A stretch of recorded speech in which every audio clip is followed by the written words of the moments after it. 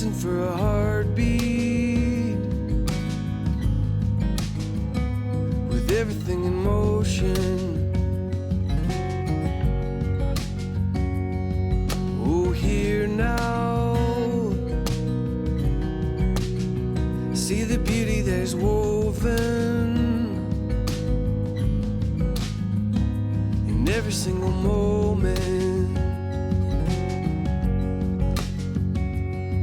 La da da da da da, la da da da da da da.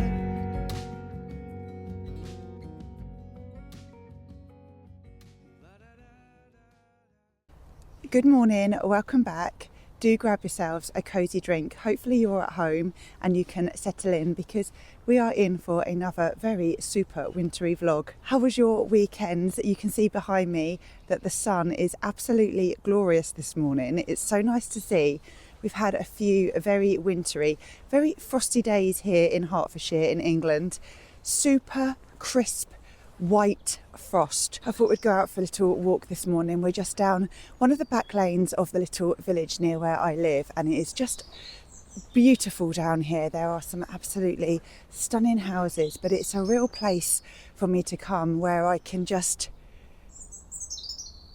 listen and be, and I feel like I need that today. Just the calm of the morning birds make everything in the day just a little bit brighter. We're going to take a little walk through this field this morning, and whilst we're walking we can have a little catch up, because I've not seen you all since Saturday. The last time I vlogged was on Thursday, so today is Monday. It's a brand new week. How was your weekend? I would love to know what you was up to. On Saturday morning we woke up to the most stunning white crystallized frost, and it was enough to take your breath away. I was so pleased that my sister messaged me on Saturday morning, because she had got up early with her fiance and they had gone out and about for a very early morning walk. And I have to be honest, I was cozy inside. I was completely in my own zone, had the radio on, had my cup of coffee, I was reading a few magazines, and she said she was out, and if I wasn't doing anything I should get out too, and it was the best thing that I did over the weekend. The weather was picture perfect. I'm somebody who really does like to mess around with a camera. I'm not a photographer by any means. I do have my own little style, and I really do tune in to the seasons. So weather like Saturday just meant that I could take my camera and just be at one with the nature. Interestingly, I was not the only person out with my camera. People were out filming, and I really think that if you are a photographer and you are into the seasons or into the nature, Saturday was the most perfect opportunity, particularly at sunrise, because the sun shining against the frost and against the trees on that morning was just beautiful. Just so that you can picture where we are currently standing in the community apple orchard. Obviously all the trees are bare now. The last time I was down here it was apple picking season, and you can just come along with your basket, take as many apples as you like, and the apples here are so delicious. It was around September time and I came down here with my basket, picked lots of apples, and I was actually really onto apple stew at the beginning of the season, with really juicy sultanas and then a dollop of Greek yogurt for breakfast in the morning. It's actually making me really fancy that right now. Obviously the trees are now bare. There are a few apples down on the ground. Saturday morning was very much the weather that you could pretty much hibernate away, and I did talk a lot about this in my winter wellness video. So that being said, GB and I knew that it would be good to get out, to get back. We'd set the home up so that it was super cozy, ready for the afternoon, but just wanted to go out just to embrace the coldness in the morning, grab a warm coffee, catch up with a few friends. My sister and her partner also joined us. Spending time at the weekend with the people that you love can just bring such a wholesomeness to your heart, and it felt like we had done good for our bodies just spending time laughing, chatting and catching up with everybody.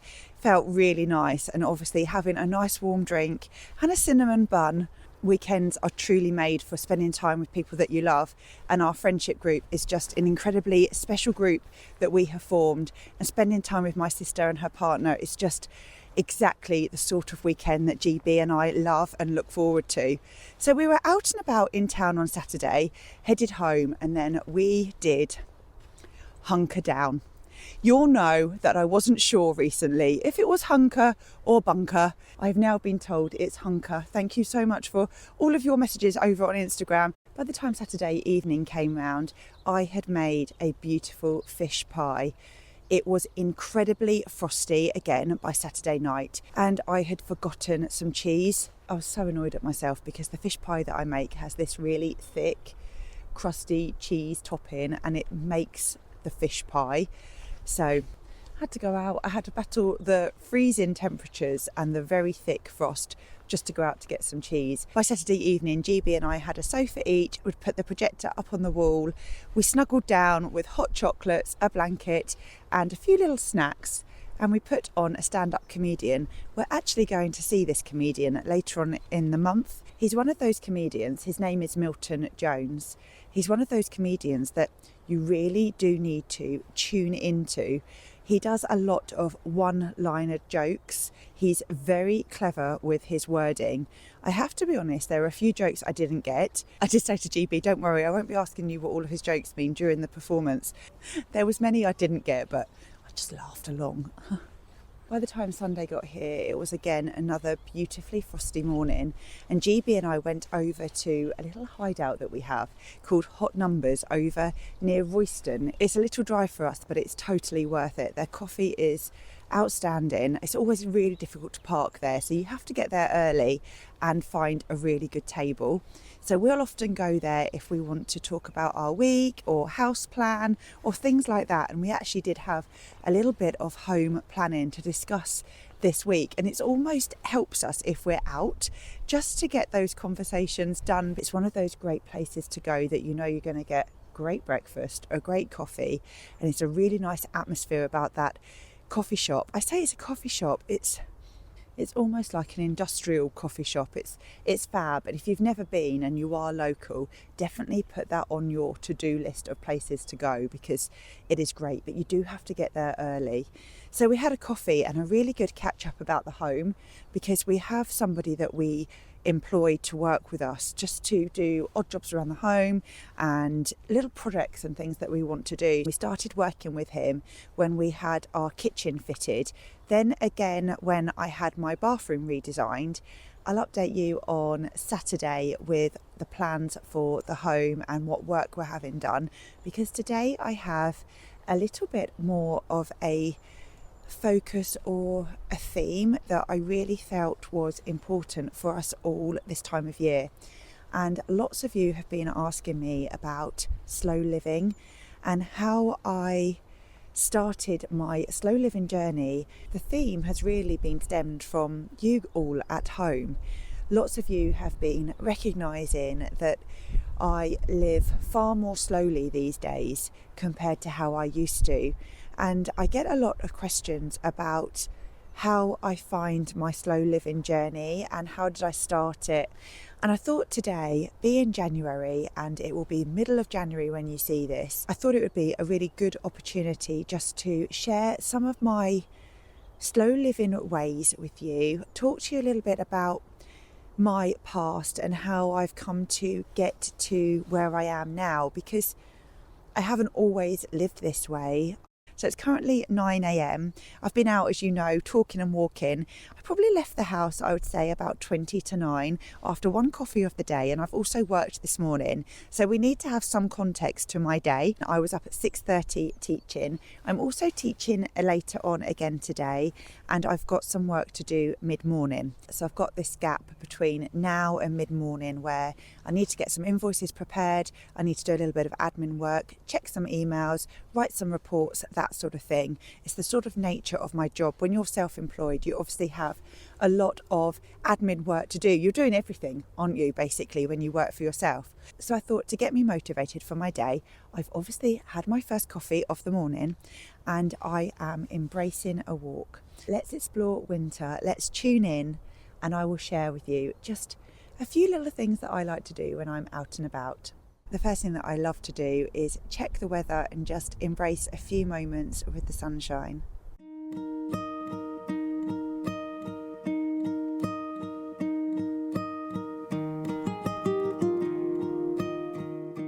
A little bit of vitamin D every day is just beautiful. In the winter you don't see the sun that much, so when it comes out, just a few minutes with the sun on your face, it just feels wonderful. Let's capture that sun this morning.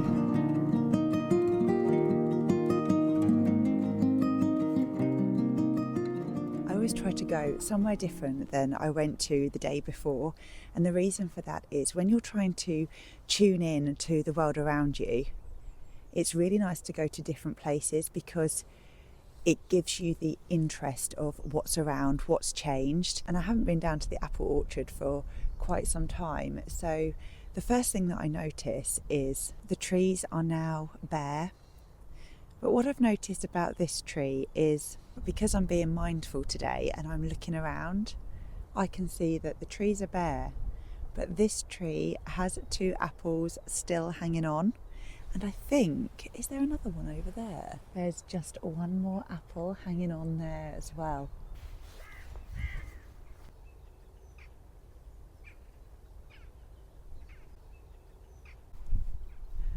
You can see that my mind is wandering all the time. On days like today, although it is absolutely gloriously sunny, it is still very, very icy out. And I love to look at the ice, experience the ice. In a way, it's the experiences that I used to give the children that I would work with in school. I like to walk through the ice. I like to see how the ice cracks and just have that moment of listening to what's happening with the ice under my feet.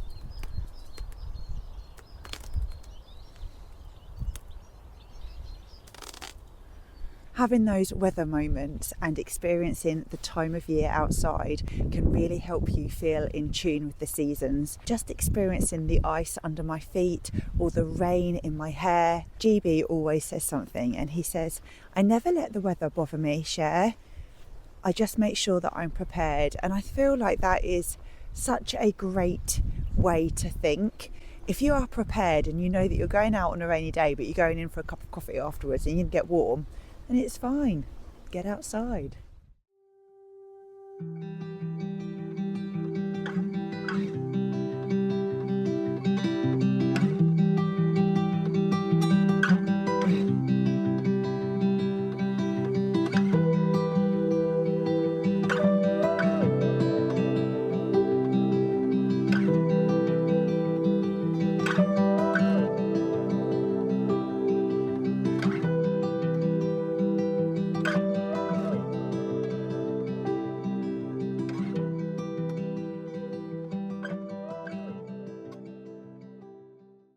The other thing that I love to do when I'm out and about is have a listening moment.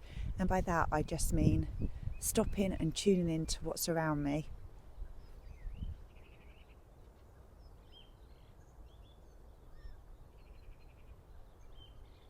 There's a lot there to tune into. You could really hear the birds tweeting away, saying good morning to one another. When you are standing in different places, you hear different sounds. I often do this listening moment if I'm walking through the town early in the morning, where you can hear the market being set up, coffee cups being clinked together in a coffee shop. It could be anywhere that you are.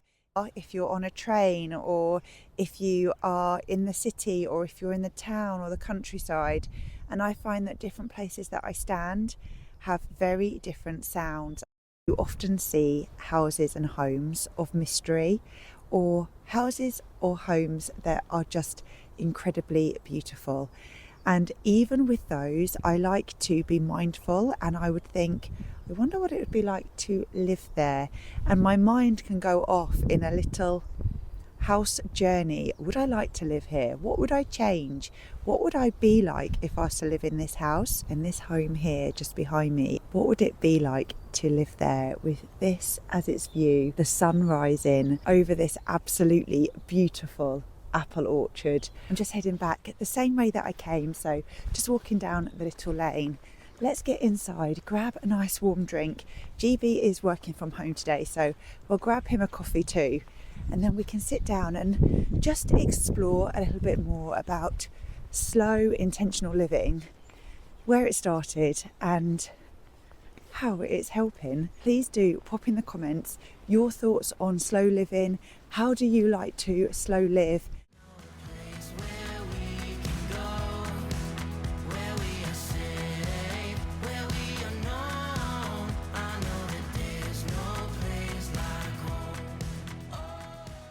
In from the most glorious walk this morning. The sun is still absolutely beaming through this main room right now, and the walk this morning just really helped me to connect back with the world, connect with the nature and be in tune with my body.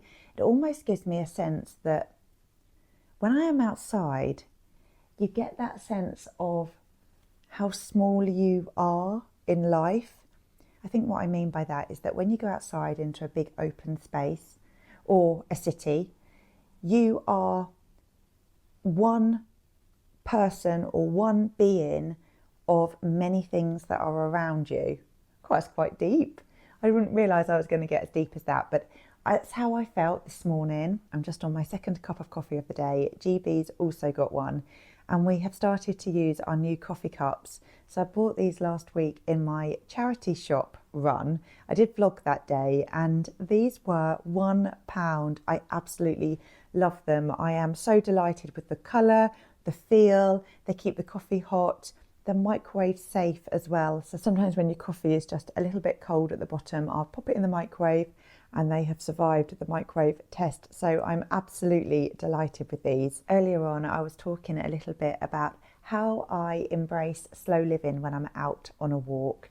And you'll notice that a lot of what I was doing was very mindful. It was really tuning into my senses. And if you've been around here for some time, you'll know that I'm very easily distracted when I'm out and about. I'm just looking around. It's one of those mornings this morning that is absolutely beautiful. And that is because I really feel that I've trained my mind to look around and look up and look down and feel the weather, feel the warmth, feel the wet if it's raining, or look for the drips on the leaves or the frost on the ground.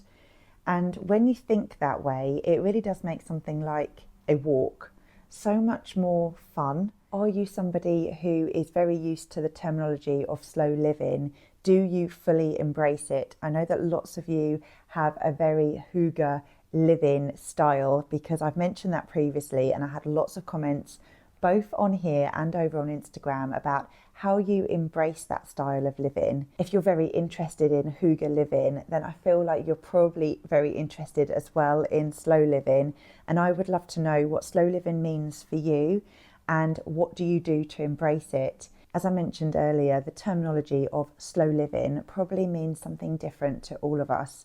For me, it's about being in the moment and finding the joys in the simplest of things. So yesterday, for example, as we were driving to Hot Numbers for our coffee and breakfast morning, the trees were just breathtakingly stunning. The frost on them was thick and jagged and glittery in the sun. It was nature's beauty at its best, and it really did just take me for a moment. And in that moment in time, I was living slowly. I wasn't thinking about what we're going to be having for dinner, or what happened last week with work, or what meetings have I got coming up, or what food do I need to buy. I just looked around and fully embraced what I could see. There are lots of challenges around moving from thinking about the past and thinking about the future to right now. And I know I've picked up on this before about being in that moment and being okay in the moment. But slow living is about embracing each moment, thinking about what the day is going to look like, but thinking, how can I make this more meaningful?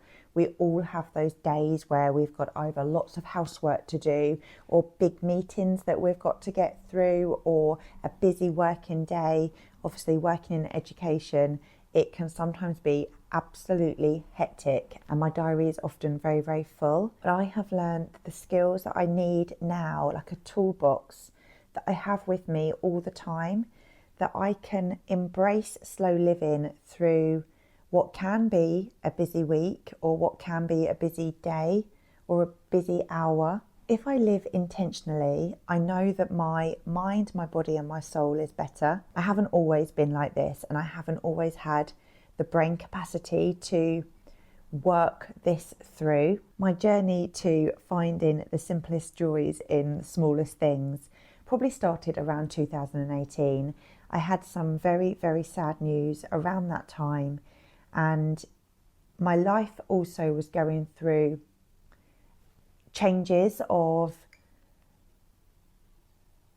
womanhood, I would say. I really felt like I wasn't young anymore. I was finding myself as a woman. My work in life was changing, my family circumstances were changing, and the way that I could work my week was also changing around that time. And it gave me flexibility to work in a way that I have decided for myself. And that was when I became self-employed. For me, managing my own diary was a huge key point for me in the shift on how my mind can be and how I can be. And I would shift my day so that I would have a morning walk, and it felt amazing. And it sort of started with the morning walks, really. Years ago, I would just walk on the high streets and keep to the main roads. And one day I decided that I'm going to go off the beaten track. I'm going to go somewhere different. And those days I realised that there was so much more to nature, so much more to the seasons. Going a different way, changing direction, allowed me to open my eyes to new surroundings. And that's exactly why I change my route every single day, because the weather, the seasons change. If you can mix up your commute, your walk, your day-to-day routine, you start noticing and looking for different things. That is probably the biggest shift that I had to help me on my journey.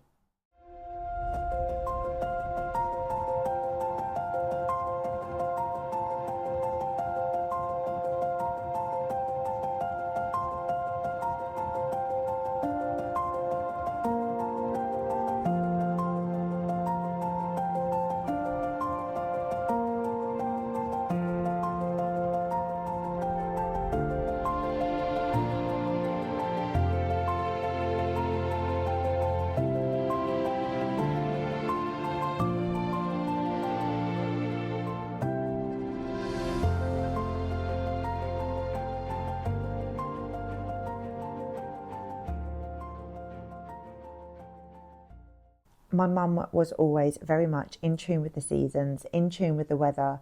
I've said to you before, she'd be the first person to stop and say if a tree was looking beautiful in the autumn. Or when my sister and I were young children, she would put our raincoats on and just let us go and dance in the garden, get completely soaking wet, experience the rain, and then come in for a warm drink.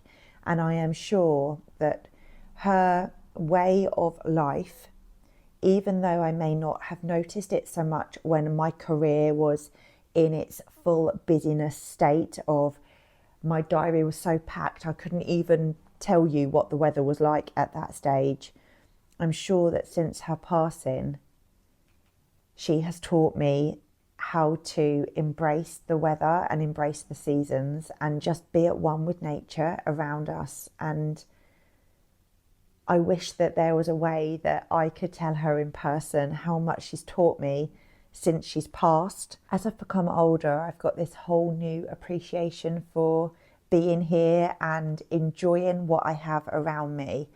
And some days are not easy. Some days it's really hard to get out first thing in the morning, especially when it's dark, especially when it's cold and we're in midwinter.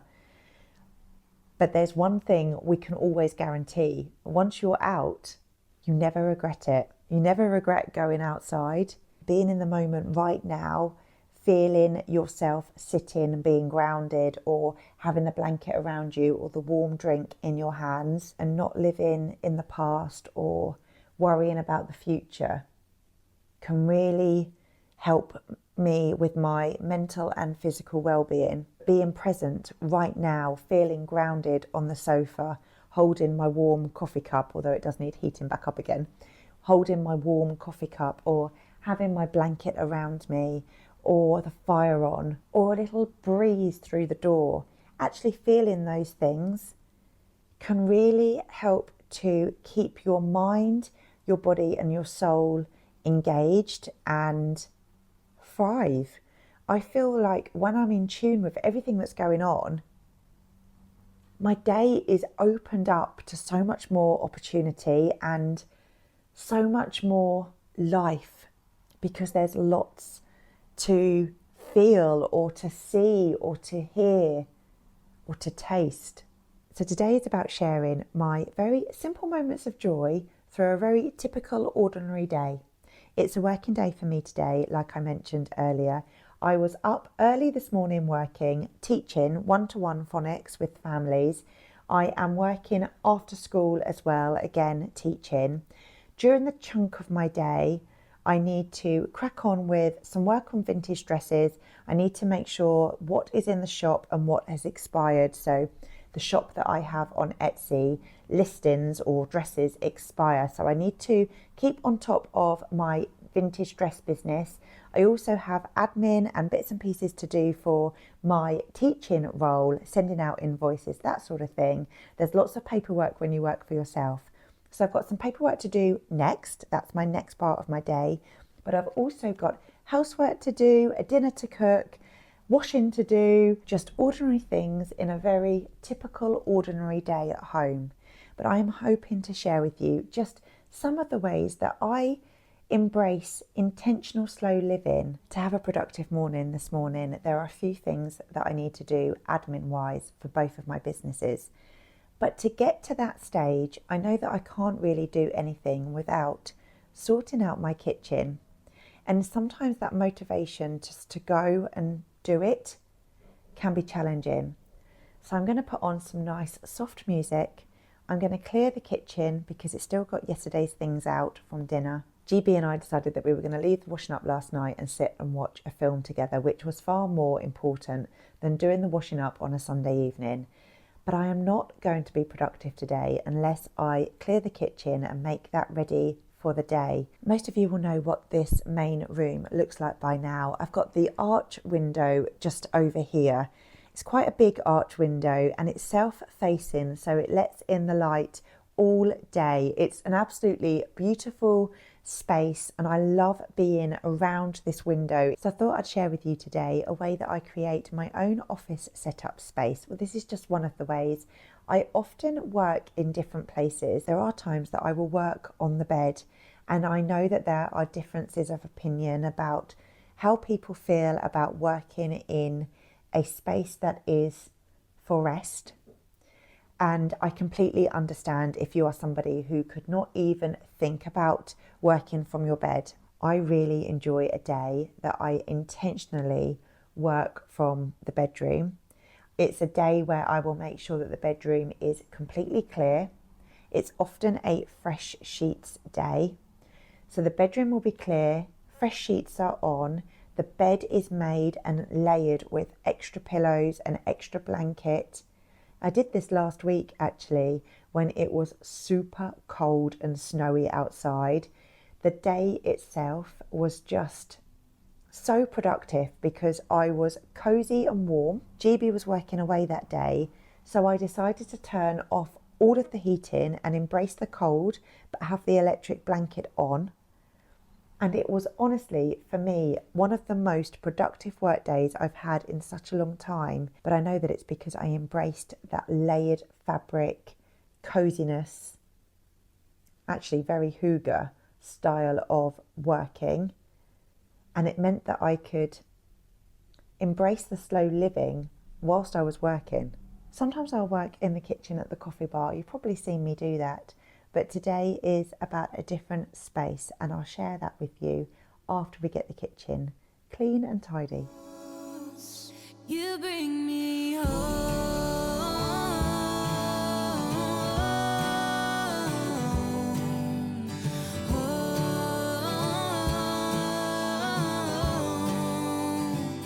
You bring me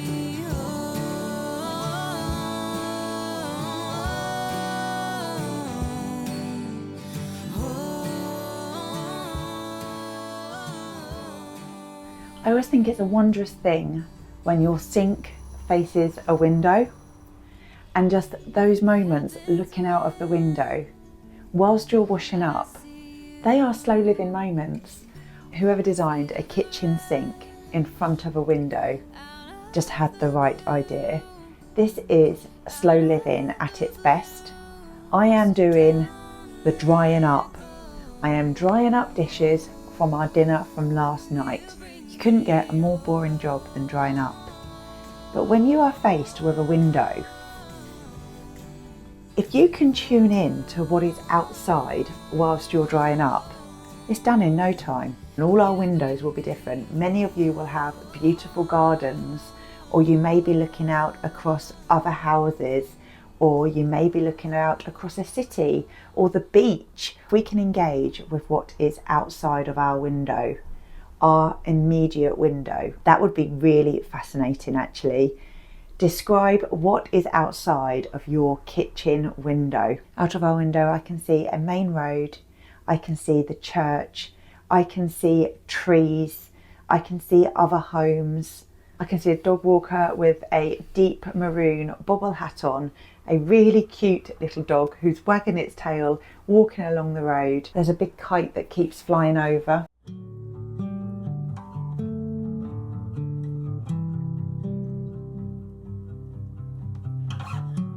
There's two little magpies in the hedgerow down there. If you spend time looking out of your window, fully embracing what is in front of you, in no time, your washing up will be done. It happens when I see you. I feel the rush out of the blue, out of the blue. So don't let go.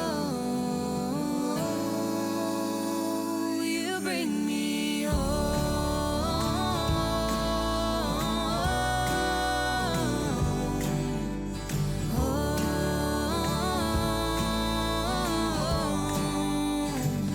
You bring me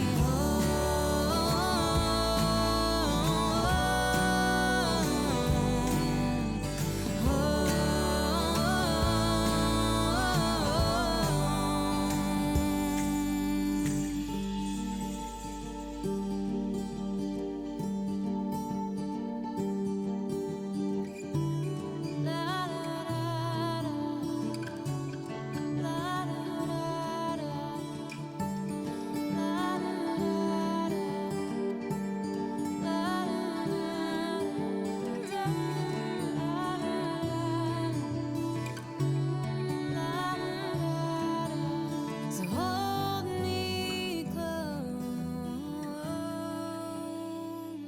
You bring me home.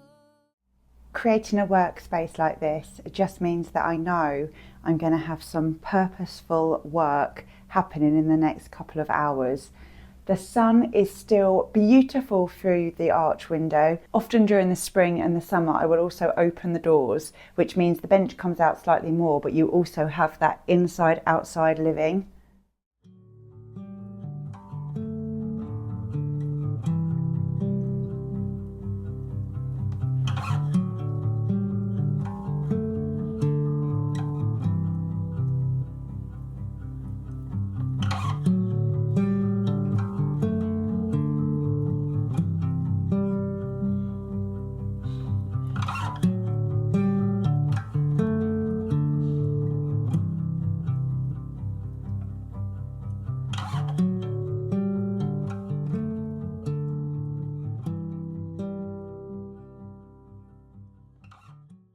It's coming up to lunchtime and the sun is quite hazy coming through the window, so it's not too in my face. It's not too hot. It actually is just perfect. I feel like I could sit here all day. I've managed to get quite a bit done in the last hour, and I really think that is because I've set myself up with limited distractions. I often need to move my phone out the way so that I can completely focus on what I'm doing. I like having a really clear space as well. So I'm quite pleased with how much I've got done, and I really think that that is down to having a reduced amount of things around me. I often find that I work quite well in a coffee shop, and I'm sure that that is because there is limited distractions other than my phone, which if I put away, I'm absolutely fine. For me, it just means if I've got space around me, I can sort of tune in to what I'm doing and I can focus. So I've managed to get some planning done for next week for Family Fun Phonics. I've got my invoices out for today, which is a great job done. You may have seen me working on the vintage dress business. And for that, all I was doing was moving the Christmas and the New Year stock down and making sure that the spring is customer facing. It's so important to keep on top of these jobs because this is what runs a smooth business. For me, I have to be organised and I have to be on top of everything. Running two businesses, as well as vlogging twice a week and all of the editing around that, is quite a big task for the week. So there are ways that I work around that to ensure that I can still stay in tune with my slow living intentions. And one of my ways to do that, and it's probably because I am self-employed and I'm able to do this, is I mentioned it very, very early on. I touched on the subject of managing my own diary. And there are 2 nights in the week where I will work late. And the reason I work late is to release some time later on in the week.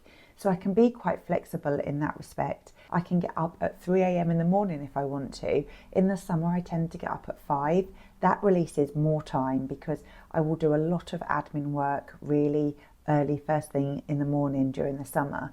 And that definitely claws back some of the beautiful summer hours that we are given. I find that for me, that is just one of the ways that I can engage more in slow living moments if I know that my work is done, and I know that I am lucky that I have the flexibility to be able to do it working for myself. But when I was teaching, because I want to include my busy lifestyle as well, there were definitely moments of slow living even when I was full-time teaching in the classroom. And one of those things I remember is that we used to do the listening moment all the time. And if you know me as a teacher, you will know how much I used to really, truly believe in children just having moments to breathe. So we used to do breathing exercises, but also really, really tuning in.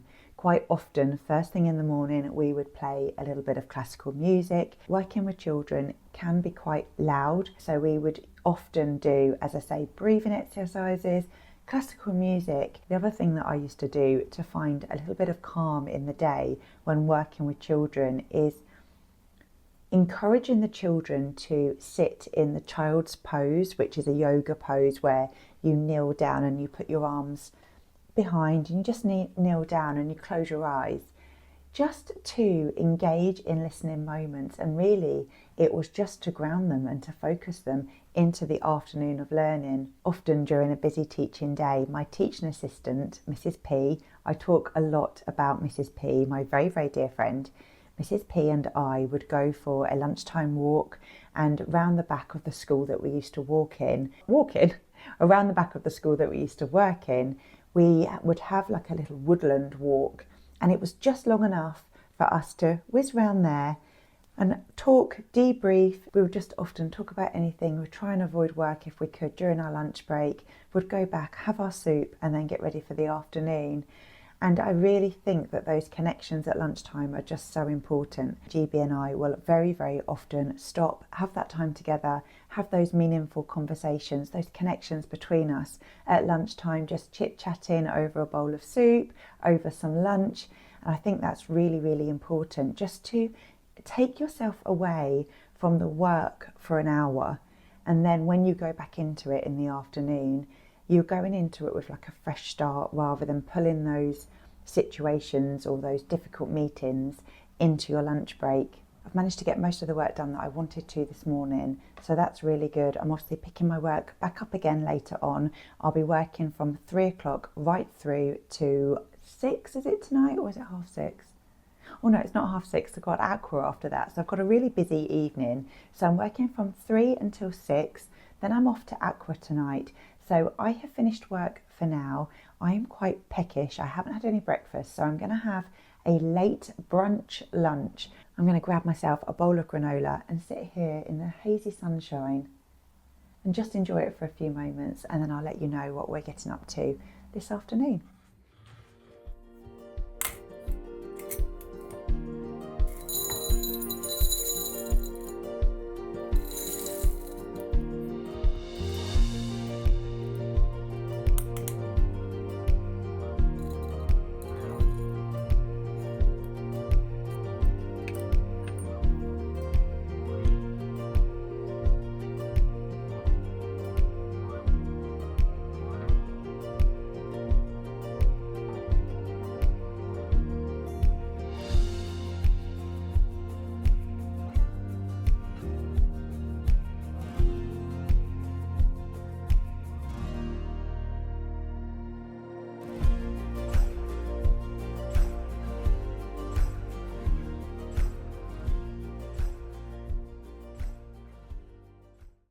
This afternoon we're going to cook and chat in the kitchen.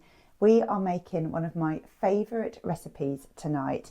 This can be a dish that's served up as a main, maybe with some crusty rolls or crusty bread or a homemade loaf, or it can be served as a starter. Today's recipe is going to be a French onion soup, and if you've never tried it, then you really must, because it is super delicious. It's obviously very nutritious, it's very healthy, and very, very warming for a January, February evening. I was just thinking this would also work really well as part of a Valentine's dinner meal at home. If you're a couple who don't go out for Valentine's, but you do something special inside, then this would be a great starter. But also, it's just perfect if you're on your own and you just want a bowl of comfort food. This is exactly what this is. So for this recipe, you'll need 5 white onions, a couple of cloves of garlic, a good dollop of butter or olive oil.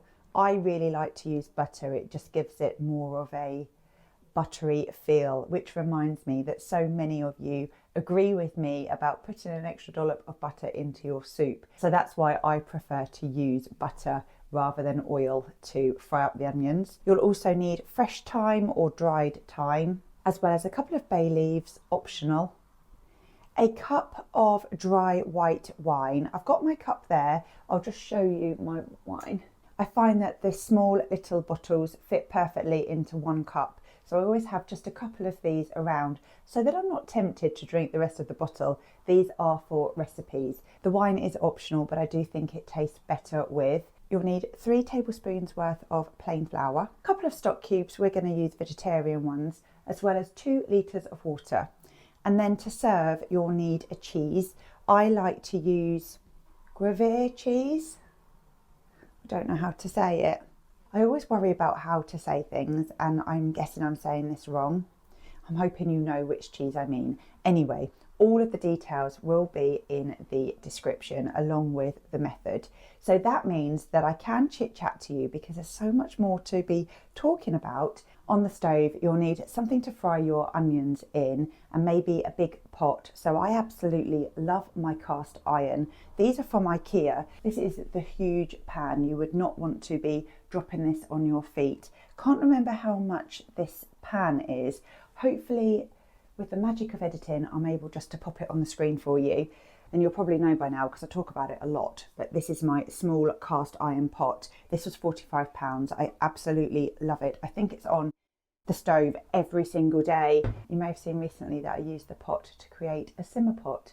That is a pot full of aromas. So we had cinnamon, apple, oranges, cloves in there, and just made the home smell so beautiful. So that is over on the channel now. We're going to heat up the big pan. Need around 4 tablespoons of butter. I'm just going to get that going. I really want the pan to be super hot, ready for the onions. If you love IKEA, then I'm heading over there on Wednesday. Of course, I'll bring the camera with me and I will share with you what's new in store, all the bits and pieces that I like, maybe bits and pieces as well that I buy for the home. There's a few things that I need to get. I mentioned recently that we've got Daniel coming over. He's a friend of ours and he's going to be cracking on with a few bits and pieces. I do need to grab a couple of bits from IKEA for him. I'm going to cut the onions finely. So far, no tears, but we are only on the first one.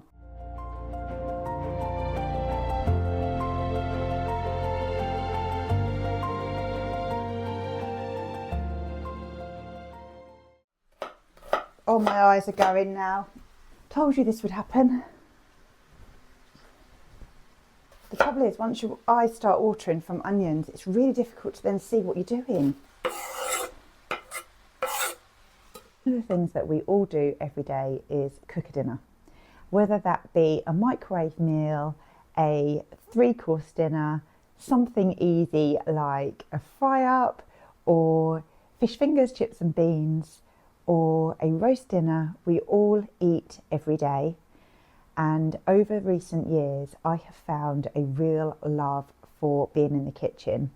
And that started with buying an apron. And I know that sounds absolutely crazy. But now I know when I put my apron on, it means I'm moving into the kitchen and I am spending time preparing us wholesome food that will be really good for us. I have learned to embrace the enjoyment of cooking. It wasn't always like that, and in fact GB cooked for us every night for around 5 to 6 years when we first of all got together, and the reason for that really was because I believed I couldn't do it. When I started embracing a slower pace of life, that is when I found cooking, and in particular batch cooking. I love the fact that you can batch cook and have something in the freezer ready for those nights that you don't want to be standing in the kitchen cooking, and we all have those nights. Something that's really quick and easy like chili or lentil dal. Curries are really good because they're great frozen and you can just pull those out and have those in a bowl. GB and I absolutely love a bowl dinner. I feel like there is something very cozy about holding a bowl for your meal. Over the weekend I mentioned that we had fish pie and I served that up in a bowl. And I think that the reason for that is it feels more cozy being in a dish. And there's just nothing like the feeling of watching something together. So we were watching Milton Jones, but watching the comedy together with a bowl of food. Something super comforting about holding a bowl of warm food. Finding that love of cooking wholesome food in the kitchen, it's really blended so well into my slow living. I feel that if I have made the effort to make GB and I something really delicious for dinner, really wholesome, something that we can both look forward to, something that can produce smells in the home over the afternoon, it really makes us hungry and gives us that little something that we can really look forward to in the evening. And then when you finally get to eat the food that you've made, or to watch the family enjoy the food that you've made, just brings so much simple happiness. Eating is something that we all do every single day. And I remember my mum saying something to me once: if you can display the food and it look nice, you'll enjoy it so much more. And how many of us will do that with an apple, for example? I very rarely pick up a whole apple and eat it. I often cut it into what I used to call boats as a child, and I still call them boats, where I actually cut the apple into sections. And I am sure that the apple tastes better because I have cut it. And I think that actually explaining that with you just now really is about everything to do with cooking. If you can display the food nicely and if you can enjoy preparing it, you can enjoy eating it so much more. You can see the colour of these onions have almost caramelized. Just need just a little bit longer. We've just been talking about presentation of food and how that really blends itself well to slow living and wellness. Once I started my slow living journey, I quite quickly came to realise that there are many things around the home that we didn't need or no longer have a purpose for. And in the kitchen particularly, I organised it in a way that I know that I would gain pleasure from using the items. So you'll know that I have glass jars. Even though I don't have a pantry, I've made room for those in one of my drawers in the kitchen. Every item in the kitchen has a home. It has a reason to be there. Having an organised kitchen and an organised home is such a huge part, I think, of slow living, because if your mind is free from things that we don't need or don't require in life, it gives you more brain space or more capacity to recognise and pick up on the simple things. When we moved into this apartment several years ago, it really gave us an opportunity to touch every single item that we own, and we could make that decision. Is this worth taking with us for the move? Do we really want this black dish? Do we really need or want this butter knife? Do we really want a recipe stand? Turns out we had 3 recipe stands and nobody needs 3 of them. So we made that decision then. We are only going to move with things that we either want, need, use. Do we need this in our lives? Do we use it? Do we want it? The want part was sometimes the area that was the hardest, because if it's something that you don't need but you want, that was when a discussion had to be had, or had to really think about it in my mind. Is it something that I'm going to take with me to my new home? I think as well, we knew that we would be moving into a small home. We are deliberately small home living. So everything that we have has to have some sort of purpose and reason to be here, because otherwise we would be overrun with clutter and things that we don't use. And I know that for GB and I, that would just take up our brain space and allow us not to focus on the areas that we want to move forward with in our lives. I think that's really important as well to say, because it also links into buying new purchases.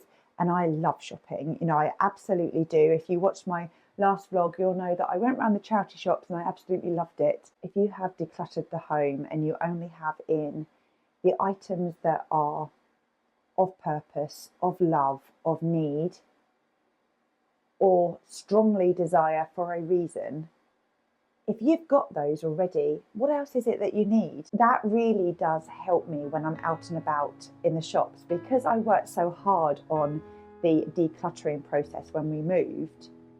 I'm to a place now that I don't really want to go back to where I was before, because we do have space in our small home. One of the things that I found really useful for me, just to help me keep on top of my life or clutter or things that I don't need, is I always have a charity shop bag on the go. I take my bag every month to the charity shop. I feel like I'm doing something good. And when I'm going about my home, and if I touch something or see something, so for example, if I touch the butter knife and I think, oh, I haven't used that for like 3 years, that will go into the charity shop bag. I mean, my butter knife wouldn't, because I absolutely love it, but you know what I mean.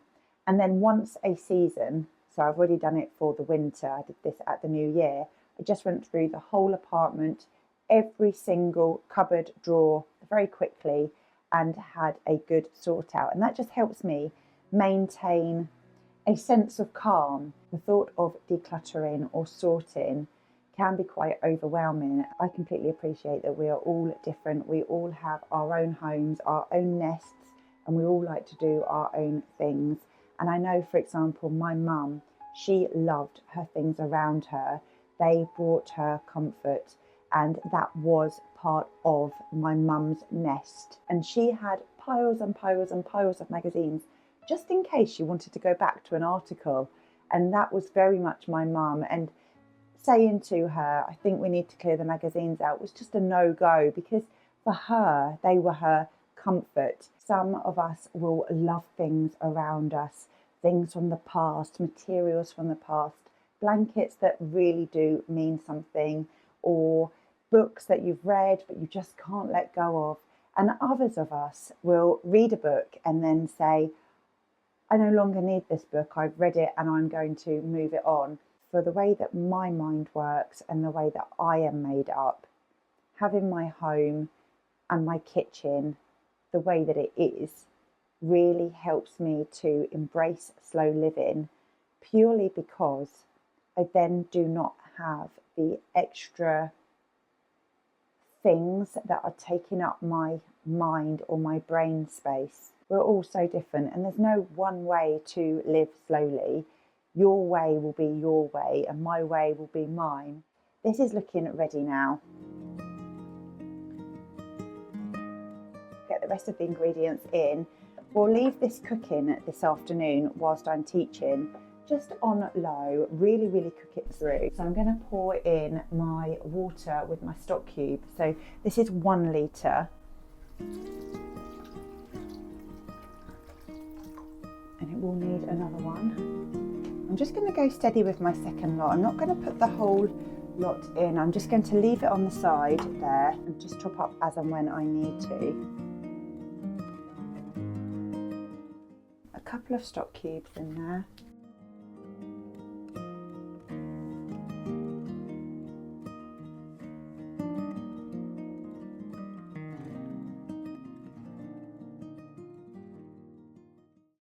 Dinner's on the go, cannot wait to have that. I'm going off to Aqua later on tonight. Haven't been back to Aqua since before Christmas, and January really is about just getting back into the routine of things, and seeing everybody again will be so nice. When I get in, I'm all showered, hair washed, makeup off, dressing gown on. I cannot wait for a bowl of French onion soup. I did have in the freezer somewhere, where did I put them?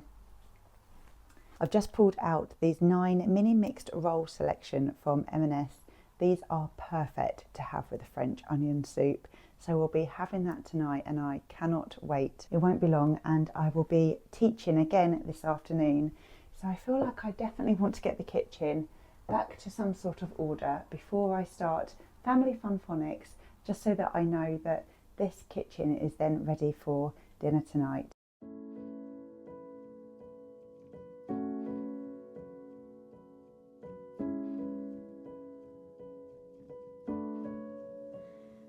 I sing songs while making dinner and cutting potatoes in cubes. I wanna sing songs with soapy fingers, washing the dishes with you.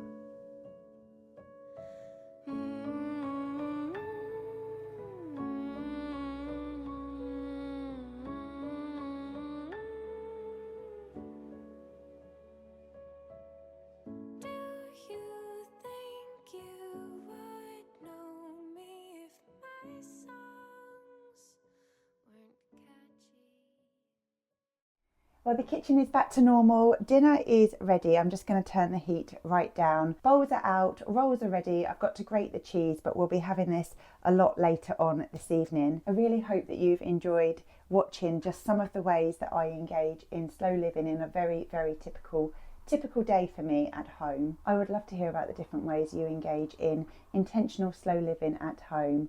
What do you do to slow down what can be a very hectic world that we live in? It's time for me to say goodbye now. Take care. Please do keep in touch. I love hearing from you, and I will see you all again on Saturday. Bye for now.